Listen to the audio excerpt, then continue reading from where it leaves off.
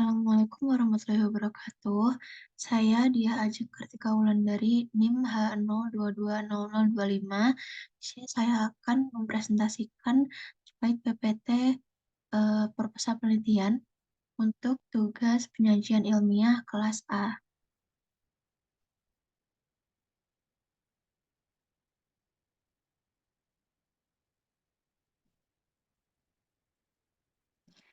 Di sini untuk penelitian saya itu bertopik terkait optimalisasi pupuk CAB dalam meningkatkan ketersediaan dan serapan hara pada tanaman jagung di tanah vertikal dengan imbangan pupuk NPK.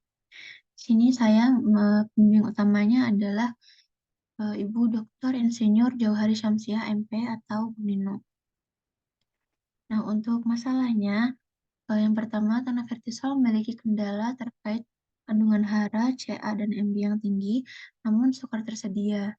Kandungan Ca tinggi di tanah tidak selalu sejalan dengan penyerapannya. Itu menurut Sentoro et al. Tahun 2017.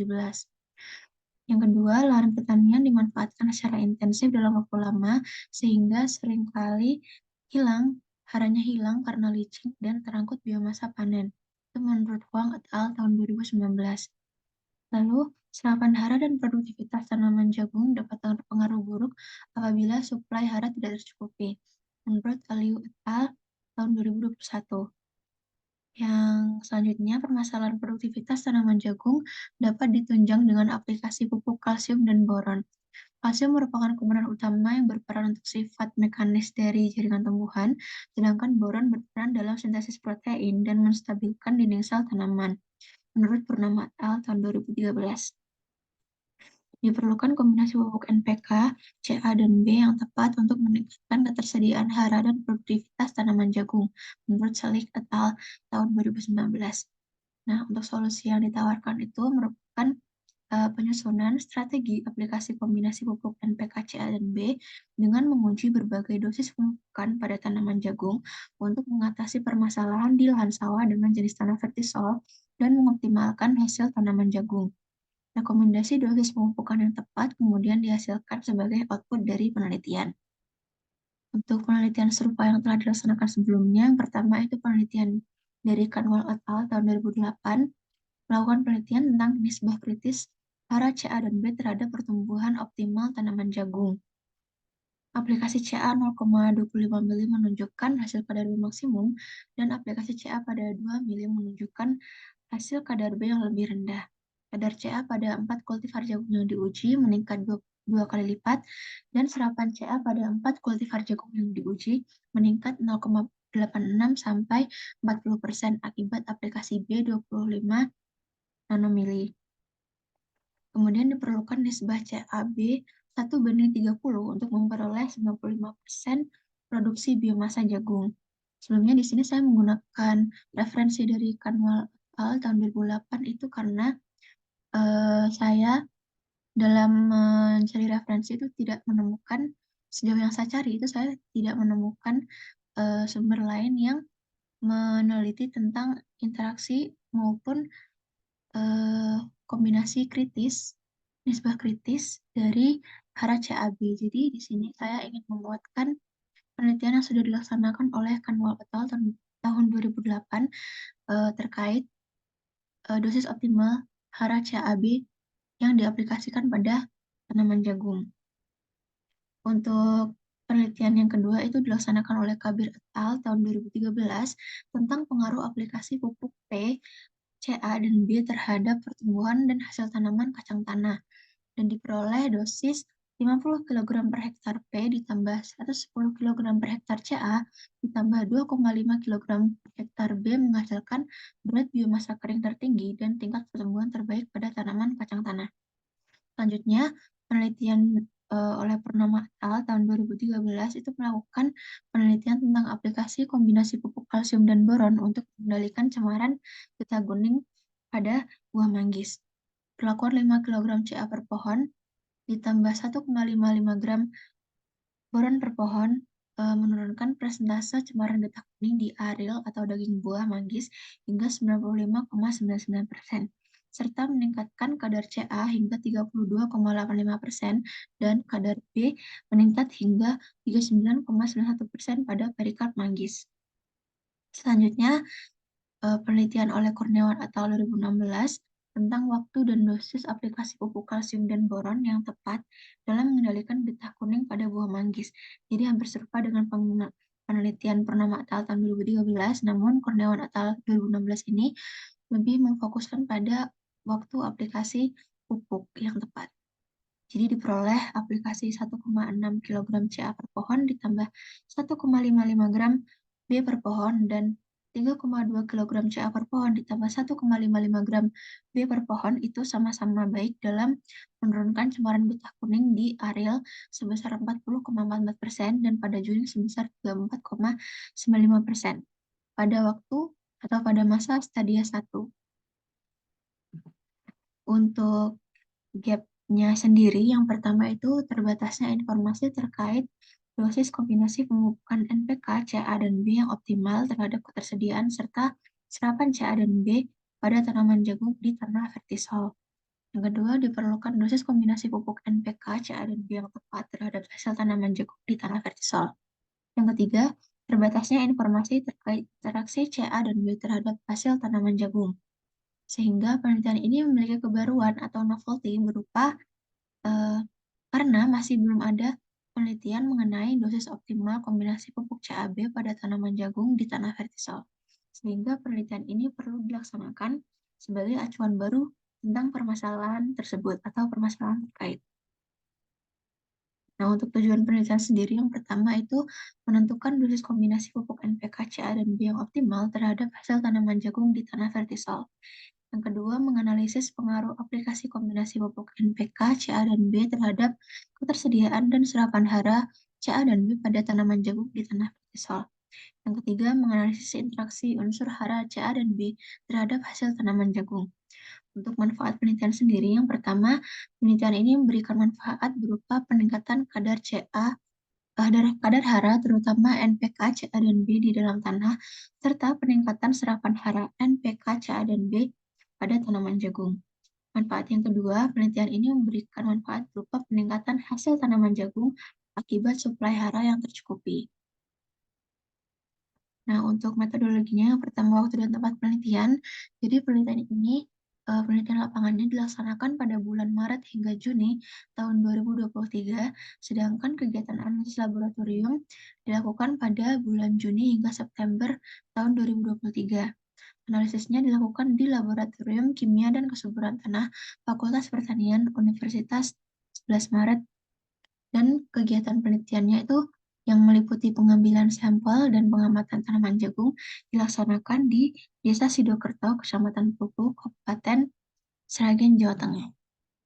Nah, untuk metodologi yang bagian alat dan bahan, yang pertama itu ada pH-meter untuk dapat menilai pH tanah, ada flakon untuk menampung larutan, shaker untuk menghomogенkan larutan, botol semprong mengalirkan aquades, kaca analitik, dan seterusnya.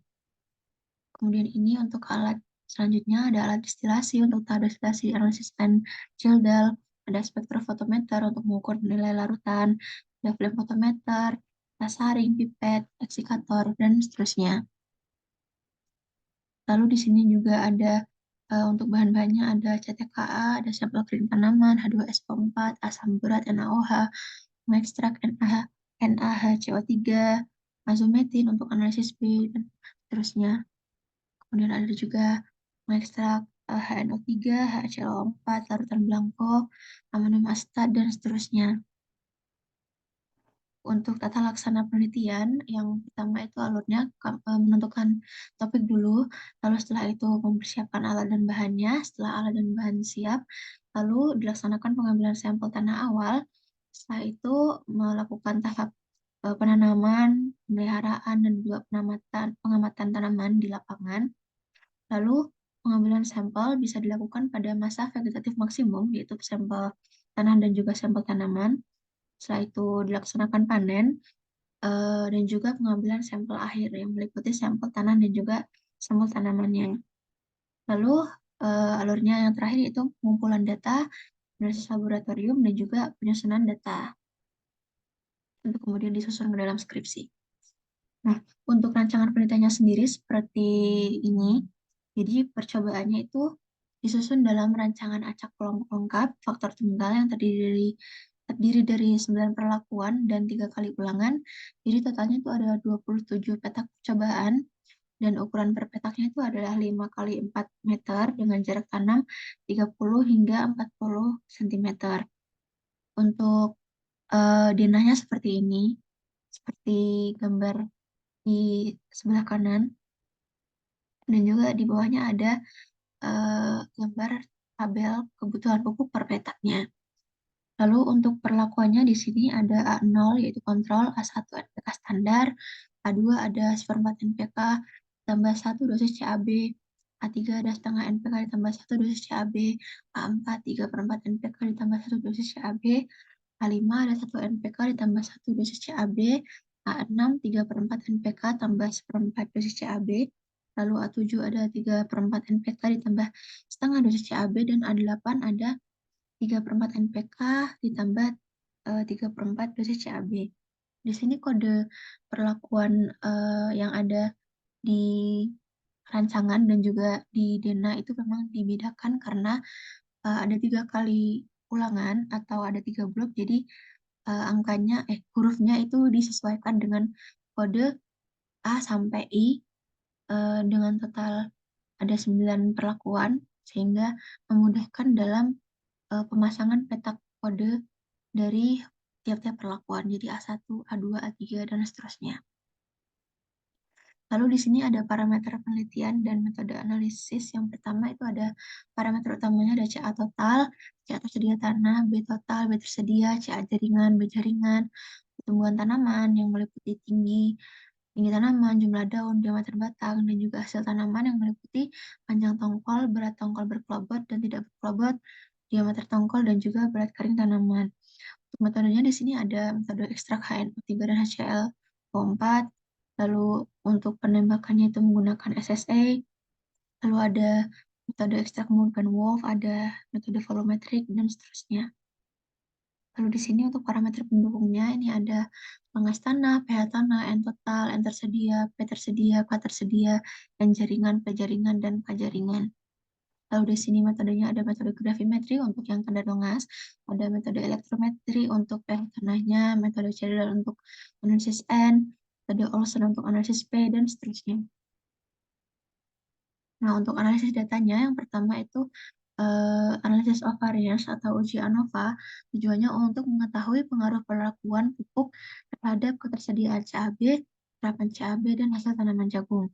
Lalu dilanjutkan dengan uji di MRT atau Duncan's Multiple Range Test untuk mengetahui perbedaan pengaruh dosis perlakuan, yaitu dosis pupuk NPK CAB pada masing-masing parameter, yaitu meliputi ketersediaan CAB, serapan CAB, dan hasil tanaman jagung, apabila diperoleh beda nyata dari uji ANOVA tadi. Nah, untuk jadwal penelitiannya sendiri ini sebagai berikut. Ini ada tahap berupa persiapan penelitian, survei, sampling dan pengamatan, panen dan penyusunan data, analisis tanah, analisis jaringan, penyusunan dan analisis data, kemudian hingga penyusunan skripsi sampai nanti timeline menuju semahas. Di sini eh, untuk eh, jadwalnya sendiri dimulai dari bulan 3 di tahun 2023 dan diharapkan berakhir atau selesai di bulan kedua di tahun 2024 atau bulan Februari.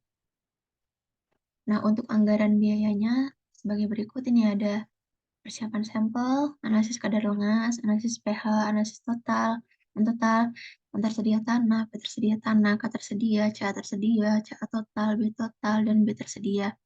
Untuk di sini saya sertakan biaya per itemnya ada berapa saja, dan juga biaya totalnya berapa untuk ke-27 sampel tersebut. Di sini juga ada lanjutannya tadi untuk anggaran biaya penelitiannya, ada analisis berat kering tanaman dengan mengovennya, lalu analisis N jaringan, analisis P jaringan, K jaringan, lalu untuk keperluan ATK atau alat tulis, untuk konsumsi dan keperluan lainnya, biaya tenaga kerja juga saya cantumkan di sini.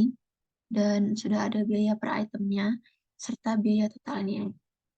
Dan diperoleh total anggaran biayanya sebesar Rp17.245.000. Nah, ini untuk referensi yang saya gunakan dalam menyusun PPT ini. Dan cukup sekian dari saya. Terima kasih atas perhatiannya. Wassalamualaikum warahmatullahi wabarakatuh.